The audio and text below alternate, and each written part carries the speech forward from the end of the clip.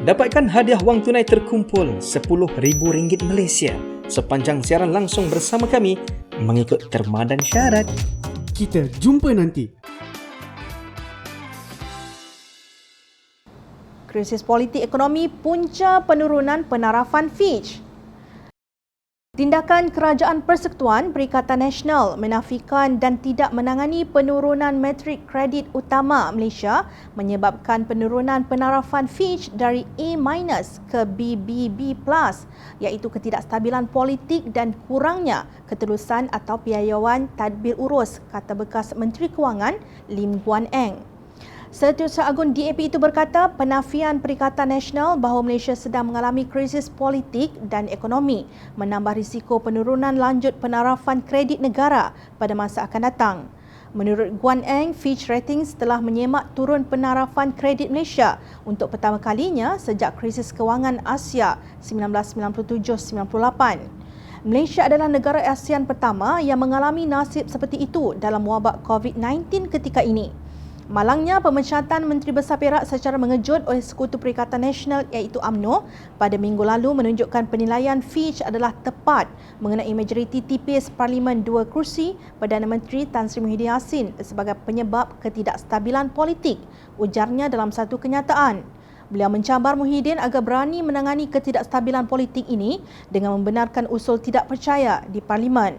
Katanya penolakan Muhyiddin untuk melakukan undi tidak percaya hanya menunjukkan kelemahan politiknya dan kekhawatiran bahawa beliau telah kehilangan majoriti parlimennya. Sebarang penangguhan hanya akan melanjutkan budaya politik toksik semasa ia mengorbankan kepentingan negara demi survival peribadi yang mementingkan diri sendiri, jelas Guan Eng.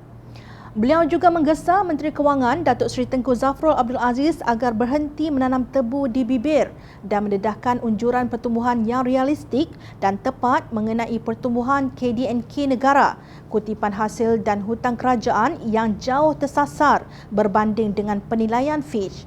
Fitch menjangkakan jumlah hutang kerajaan akan meningkat kepada 76% daripada KDNK pada tahun 2020 daripada 65.2% daripada KDNK pada tahun 2019 dan hutang langsung kerajaan pada 874.27 bilion ringgit atau 60.7% daripada KDNK pada akhir bulan September yang berada di atas had perundangan 60% daripada KDNK.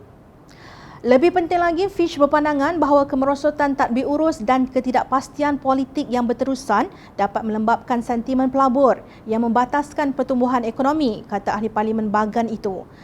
Beliau turut menyelar tindakan penyalahgunaan kerajaan yang mengganti tender terbuka dengan tender yang dirundingkan dan melantik lembaga pengarah profesional syarikat berkaitan kerajaan GLC di kalangan ahli politik. Penurunan penarafan kredit negara ini adalah satu bentuk undi tidak percaya oleh pakar kewangan bebas dan antarabangsa mengenai prestasi ekonomi kerajaan. Kerajaan Persekutuan Perikatan Nasional harus bekerjasama dengan semua parti politik dan seluruh rakyat Malaysia untuk menyelesaikan krisis politik dan ekonomi ini demi meningkatkan dan mendapatkan semula penarafan kredit A- negara, menurut Guan Eng. Beliau menyifatkan penurunan penarafan kredit negara ini sebagai kejutan untuk bangkit dari lena kepada Kerajaan Perikatan Nasional melakukan reformasi politik dan struktur ekonomi yang mendesak. Sekiranya Perikatan Nasional tidak berusaha untuk bersatu dan bekerjasama untuk memberikan kepastian, kejelasan dan ketekalan terhadap dasar politik dan ekonomi negara, prospek Malaysia akan malap dan mendatangkan risiko penurunan lanjut pada masa depan, tegasnya. Bukan hanya pemimpin Pakatan Harapan yang melihat betapa lembabnya usaha Kerajaan Perikatan Nasional dalam menangani masalah politik dan ekonomi negara ini. Timbalan Presiden UMNO Datuk Seri Mohamad Hassan turut melihat bahawa Malaysia jauh ketinggalan berbanding dengan negara jiran seperti Indonesia, Vietnam, Thailand, Cambodia dan Singapura. Untuk itu, Malaysia mesti segera mempunyai kerajaan yang stabil, kabinet yang progresif dan dasar ekonomi yang revolutionary. Pandemik corona tidak lagi boleh dijadikan alasan untuk ekonomi terus pegun dan terencat sebegini. Sehingga sekarang kita tidak melihat sesuatu yang meyakinkan menjelang terbitnya Fajar 2021, tegasnya.